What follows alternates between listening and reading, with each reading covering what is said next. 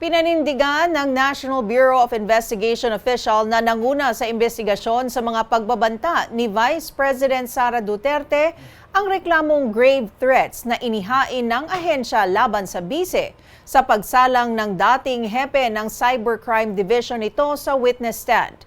Sa ika-4 na araw ng impeachment trial, sinabi niyang hindi pwedeng gamitin ang freedom of expression bilang excuse. Alamin natin ang detalye mula kay senior correspondent Amor Santos. Amor?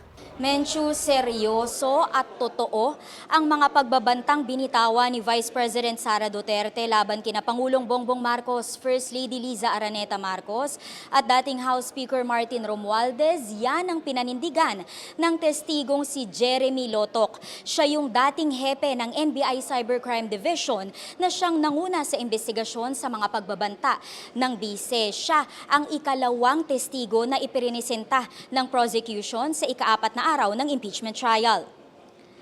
Kumbinsido rin si Lotoc na nangontrata na ng asasin o mamamatay tao ang bise bago pa ang kontrobersyal na online press conference niya noong November 23, 2024. Para patunayan yan, ipinakita ng prosecution ang video ng ilang beses na galit at nagmumura ang bise sa online press con.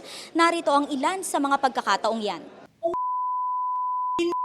Ninyong lahat, Martin Romualdez, Liza Marcos, Bongbong Marcos. Gusto ko lang tapusin nyo na yung show ninyo dyan sa House of Representatives para makabalik na kami. Maalis mo man ako sa presidential days, hindi pa rin ikaw ang presidente. King walang bubotos nyo.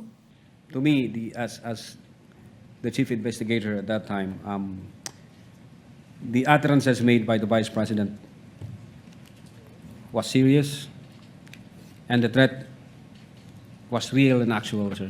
May kinausap na ako na tao. Sinabi ko sa kanya, kapag pinatay ako, patayin mo si BBM, si Liza Araneta, at si Martin Romualdez. No joke. Paliwanag ni Lotoc, 4 na factors ang tiningnan ng NBI, ang delivery o manner na sinabi yan ng bise, ang literal meaning at nature ng kanyang mga pahayag at ang kanyang relasyon sa mga pinagbantaan. Anya, lahat daw yan nagpapatunay na seryoso at totoo ang mga naging banta ng bise. Halimbawa, kung titingnan anya ang literal meaning ng mga sinabi ng bise, klaro raw na nangontrata na ito ng assassin. Pero nang tanungin ni Senator Judge Bam Aquino kung natukoy o nahanap ba ng NBI itong assassin, sinabi ni Lotoc na wala pang na-establish na impormasyon tungkol dyan, pero hindi raw kailangan na mahanap ang assassin para mapatunayan ang krimen ng grave threats. Sinabi rin ni Lotoc na nakakaalarma ang mga naging pahayag ng bise dahil maaari raw yang samantalahin ng ibang grupo na nais pumatay sa Pangulo dahil bise naman ang maaaring masisi. Tinanong naman ni Private Prosecutor Amando Ligutan kung anong tingin ni Lotoc sa depensa ng bise na ginamit niya lang ang kanyang freedom of expression, bagay na inalmahan ni defense lawyer Mark Vinluan. Attorney Lotoc, as a lawyer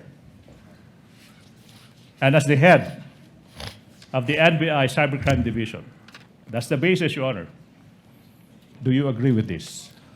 Objection, Your Honor. Calls for an opinion. Kindly reform your question.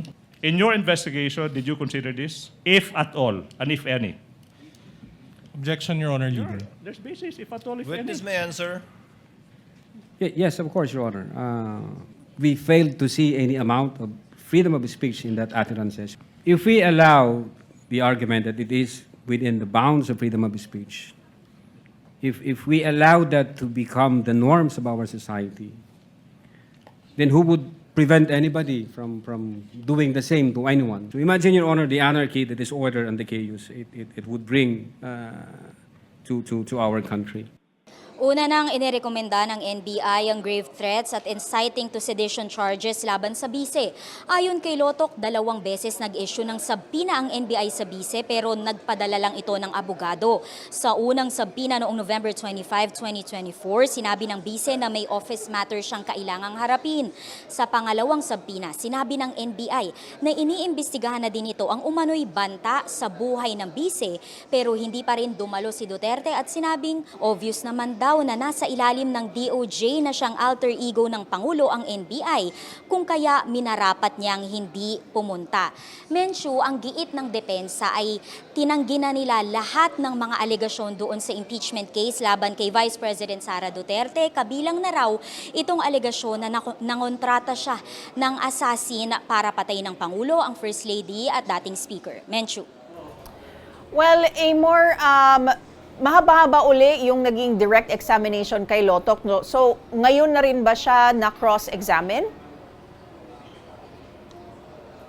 Yes, Menshu, tama ka dyan. Mahaba na nga yung direct examination. Pagkatapos pa siyang ipresenta ng prosecution ay marami pang tanong yung mga senator judges. Pero bago mag 6 p.m. kanina ay natuloy na, naumpisahan na yung cross-examination.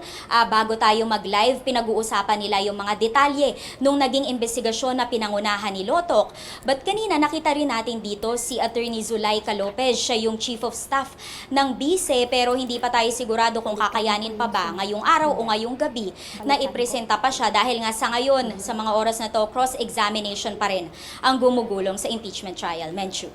Alright, abangan namin yung mga updates galing sa iyo. Maraming salamat, Amor Santos, nagbabalita ng live mula Senado.